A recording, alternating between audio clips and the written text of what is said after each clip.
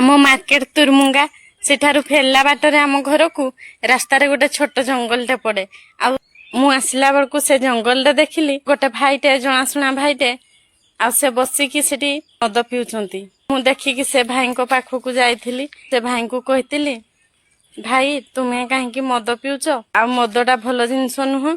से भाई कहले मु जानिची मद भल जिनस नुह भाई मद ही सहारा आ किछि नुह।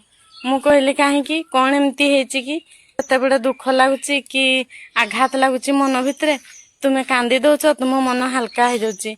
हेले आम पुओ पिला माने आम मन कथा जतेबेले कहीं बुझंती नहीं सेतेबेले आमे मद पी थाउ एया भाबिकी जे आमे कई घंटा पर्यंत आमे टिके भल निदरे सोई पारिबु शांति रे रही पारिबु किछि दुख जंत्रणा रु दूर होई पारिबु।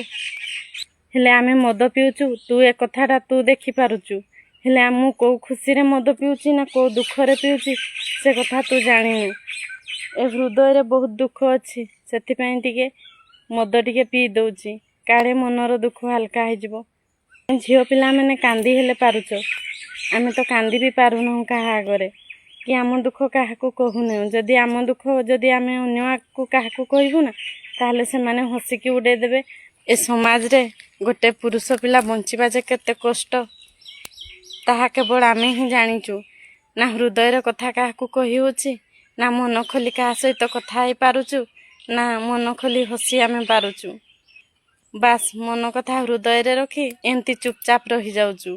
मु से भाईर कथा सुनी मु भी भाबिली निजको जे भाई ठीक कहउचंती सबुदिन पई नुह हेले भी कई घंटा पई तो तांको मनर दुख हल्का हो जिवो सेया भाबिकी मु से भाई पाखरु चली आसिली आ एतकी भाई को पदे कहली भाई एटा कई घंटा पई पिउच हेले सारा जीवन अभ्यास करबनी कारण एटा आउ दिने तुम जीवन को भी बर्बाद कर दे पारे मद निशा।